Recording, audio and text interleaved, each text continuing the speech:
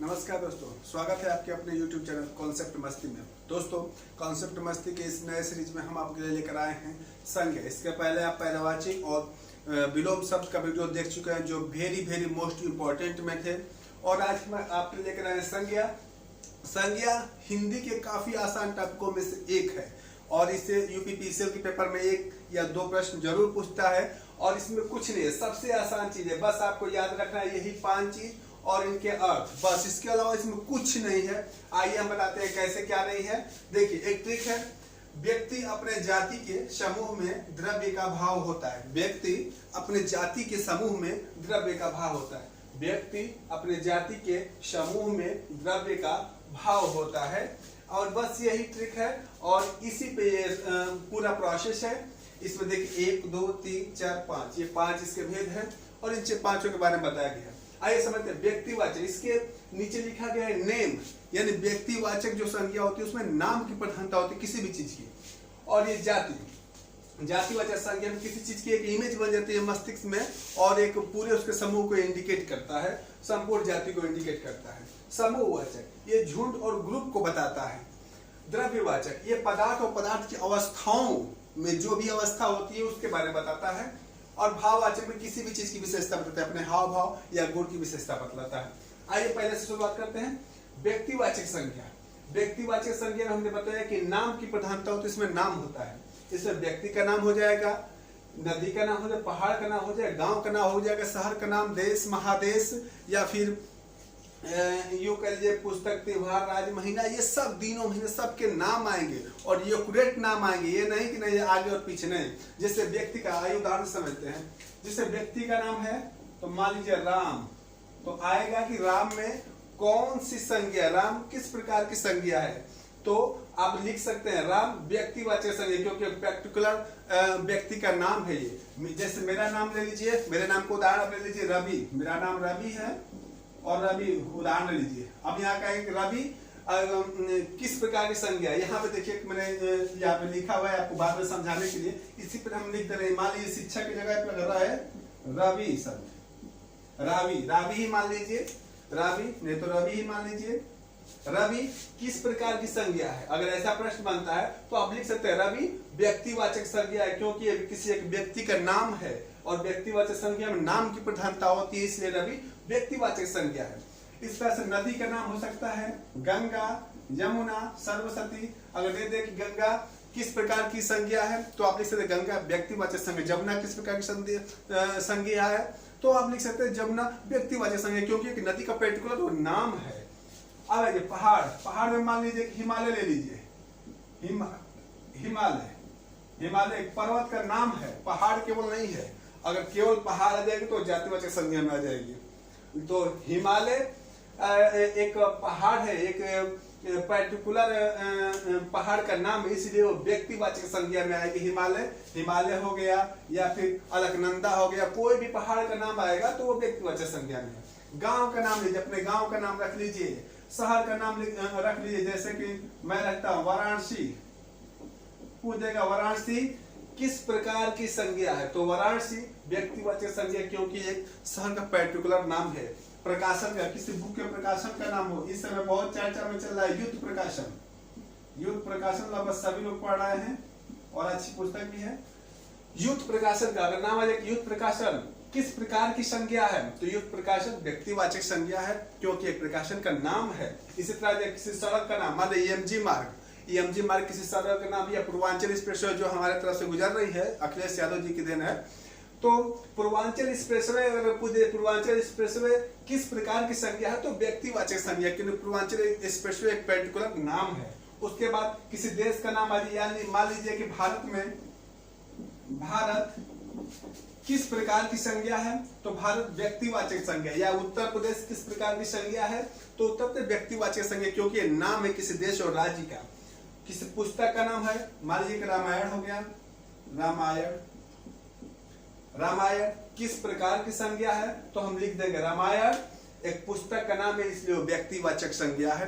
रामायण व्यक्तिवाचक संज्ञा। इस तरह त्योहार में आप देख सकते हैं दीपावली है और त्योहार होली है। आप पूछेगा कि दीपावली किस प्रकार की संज्ञा है तो व्यक्तिवाचक संज्ञा। इसी तरह दिन पूछ देगा, महीना पूछ देगा कि जनवरी में किस प्रकार की संज्ञा है, तो जनवरी व्यक्तिवाचक संज्ञा है। आप जान सकते हैं क्योंकि इसमें पर्टिकुलर नाम है, हर महीने, हर दिन, हर व्यक्ति, हर गांव, हर शहर, हर प्रकाशन, हर सड़क का नाम है। इसलिए जहां नाम का सेंस आ जाएगा, पर्टिकुलर नाम कि नहीं ये एकदम डिटेक्ट इसी को इंगित करता है, इसलिए वो व्यक्तिवाचक संज्ञा है। आप इसको समझ गए। आइए जातिवाचक संज्ञा में चलते हैं। जातिवाचक संज्ञा में हमने लिखा है इमेज या संपूर्ण जाति। इमेज मतलब कि जातिवाचक संज्ञा में एक खास जाति की हमारे मस्तिष्क में इमेज बनी होती है। जैसे गाय, गाय हमने देखा, बच्चा पहली बार गाय को देखा, गाय की एक इमेज बनी, इधर माइंड में एक इमेज बनी, हाँ गाय ऐसे ही होती है। वो बच्चा बाहर जाएगा कहीं दूसरी जगह, अगर वैसे ही गाय को देखेगा तो तुरंत उसके मस्तिष्क में वो इमेज घूमने लगेगा, हाँ हाँ ये तो गाय की इमेज है, और तुरंत वो बता देगा गाय। क्योंकि गाय एक जाति का नाम है, किसी एक पर्टिकुलर पर्सन का नाम नहीं है कि नहीं हम गाय को देखेंगे आप कहेंगे तो गाय ही कहेंगे, किसी खाए गाय 1, गाय 2, गाय 3 नाम नहीं है। इसलिए वो गाय एक जाति है और इस जाति में बहुत सारी गायें आती हैं, हर गाय को गाय ही कहते हैं, किसी खास नाम से नहीं कहते, इसलिए ये जातिवाचक संज्ञा में आ जाएगी। इसी तरह भैंस का भी प्रोसेस है, हर भैंस को भैंस ही कहते हैं, कोई पर्टिकुलर नाम नहीं है, इसलिए जातिवाचक संज्ञा में आ जाएंगी। अश्व, अश्व घोड़ा भी एक जातिवाचक संज्ञा, क्योंकि सभी घोड़ों को घोड़ा ही कहते हैं। अगर किसी घोड़े का नाम रख दे, जैसे कि सिकंदर के घोड़े का नाम बहुकेफला था, अगर बहुकेफला की नाम आ जाए कि बहुकेफला जो घोड़ा था वो कौन सा संज्ञा है, बहुकेफला व्यक्तिवाचक संज्ञा हो जाए, क्योंकि वो किसी एक घोड़े का नाम है, पर्टिकुलर नाम है, वो भी प्रसिद्ध नाम है। और बहुकेफला के अलावा सिकंदर घोड़े के अलावा और किसी का नाम नहीं, इसलिए वो व्यक्तिवाचक संज्ञा में आ सकता है। लेकिन यहाँ पे अश्व आपका जातिवाचक संज्ञा में आएगा। पशु पक्षियों का नाम आ जाए, मान लीजिए पक्षी आ जाए, गौरैया,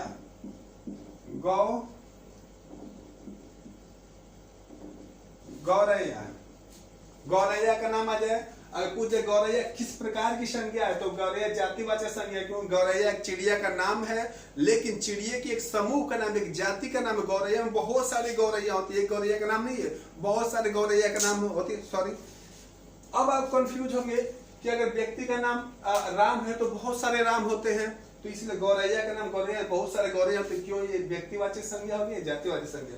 क्योंकि अगर राम हम कहेंगे तो जिस राम को हम जानते हैं उसी की इमेज हमारे मस्तिष्क में बनेगी, पर्टिकुलर वही बनेगा, इसलिए वो इजेक्ट इंगित होता है, इसलिए वो व्यक्तिवाचक संज्ञा है।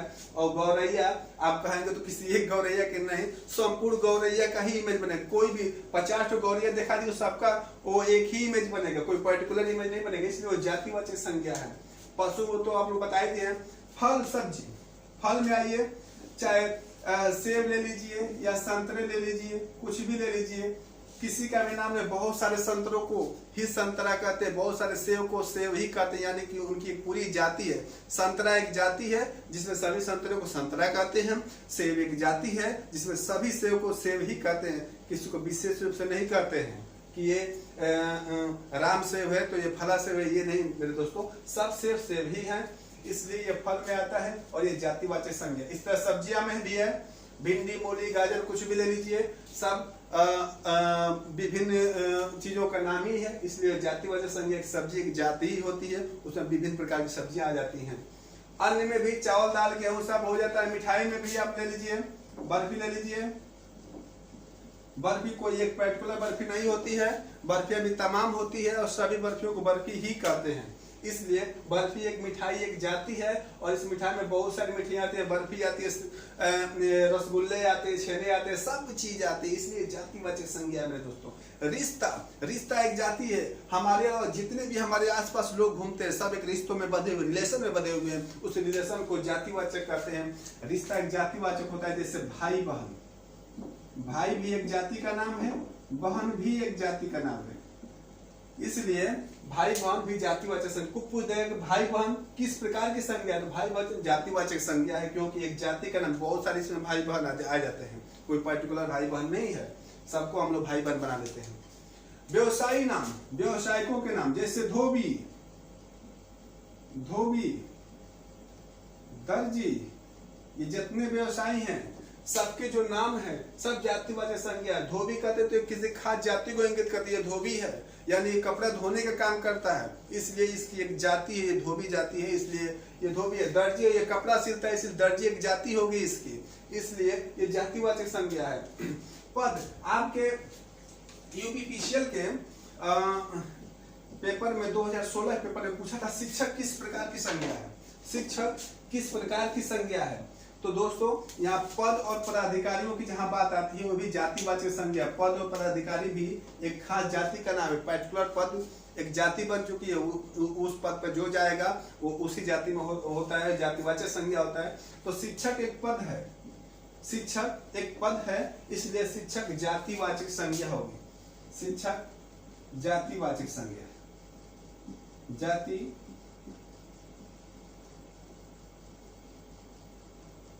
जातिवाचक संज्ञा। शिक्षक एक पद है इसलिए शिक्षक जातिवाचक संज्ञा होगा, इस बात को ध्यान। अगर यहाँ पे हो जाएगा प्रधानमंत्री,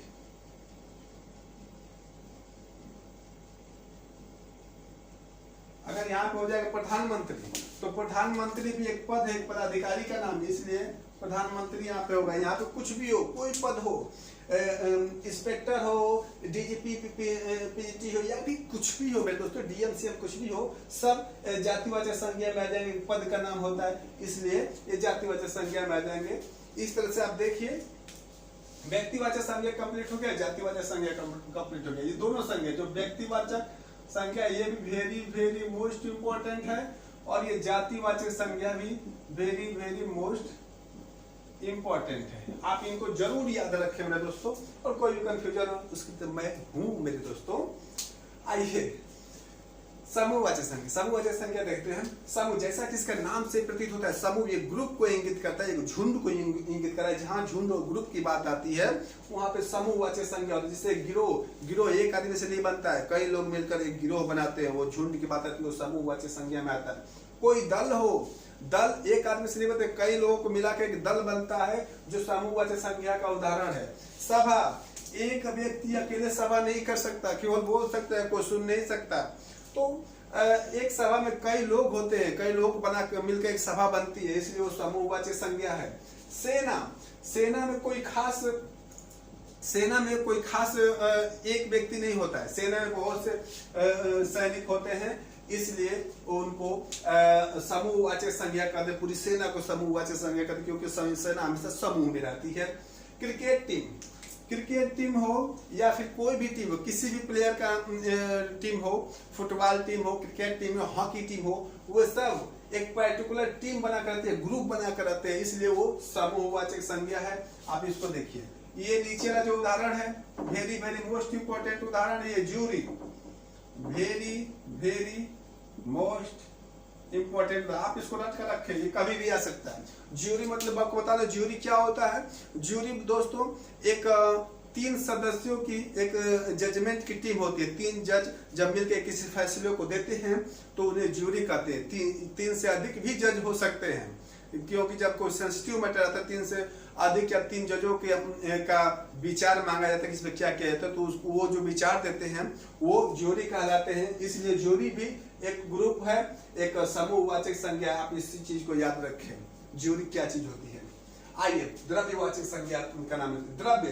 द्रव्य मतलब जितने भी वायुमंडल में पदार्थ है दोस्तों, सब द्रव्यवाचक, ठोस द्रव गैस सब द्रव्य हैं। द्रव और द्रव्य में अंतर समझे। द्रव्य में ठोस भी आएगा, द्रव भी आएगा, गैस भी आएगा, लेकिन द्रव में केवल आपको द्रव आता है, यानी कि लिक्विड चीज आती है। तो ये द्रव्य, इसमें सब आएंगे।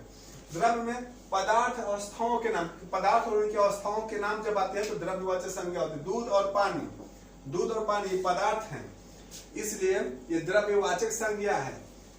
सोना चांदी ये भी मेटल हैं, पदार्थ हैं, इसलिए ये द्रव्यवाचक संज्ञा है। इसी तरह से आप हीरा मोती भी ले लेंगे, ये भी एक पदार्थ है। स्टील लोहा कुछ भी ले लीजिए, एक पदार्थ है, इसलिए द्रव्यवाचक संज्ञा में ही आएंगे।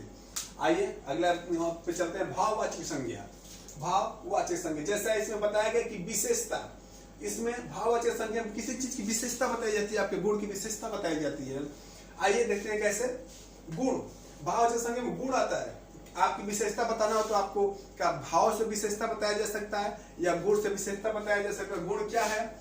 गुण ये है कि आप में अच्छाई है, आप में अच्छाई है, ये आपका गुण है। आप ईमानदार हैं, ईमानदार हैं आप, ये आपका गुण है। इसलिए पूछ देगा कि अच्छाई किस प्रकार की संज्ञा है, या अच्छा किस प्रकार की संज्ञा है, तो भाववाचक संज्ञा है। ईमानदार किस प्रकार की संज्ञा है, तो ईमानदार भाववाचक संज्ञा है, क्योंकि इसमें गुण बता रहा है। और भाव वही मान लीजिए कि आपका भाव कैसा है, हंस रहे हैं, बोल रहे हैं, रो रहे हैं, गा रहे हैं, ये सब आपके भाववाचक संज्ञा है।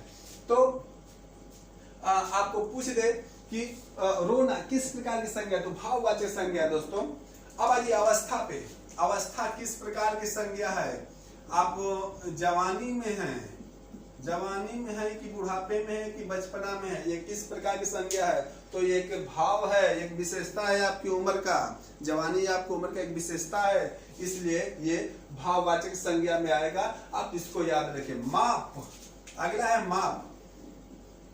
1 किलोमीटर, 1 सेंटीमीटर, 1 ml, 1 लीटर। अगर ऐसे दे दे कि 1 किलोमीटर किस प्रकार की संज्ञा है, या किलोमीटर किस प्रकार की संज्ञा है, तो भाववाचक संज्ञा है, क्योंकि ये माप है, इसकी विशेषता बता रहा है। माप की विशेषता बता रहा है कि 1 किलोमीटर इसकी विशेषता है, 1 ml इसकी विशेषता है, 1 लीटर इसकी विशेषता है, इसलिए भाववाचक संज्ञा है। आप देख सकते हैं स्वाद, गति क्रिया, वो तेज दौड़ता है, वो दौड़ा या कोई कार्य कर रहा है अच्छे से, वो भी आपकी एक विशेषता है। आप किसी भी चीज को अच्छे से कार्य करते हैं या किसी काम को करते हैं तो वो आपकी विशेषता है, इसलिए वो भाववाचक संज्ञा होगा। स्वाद, खट्टा,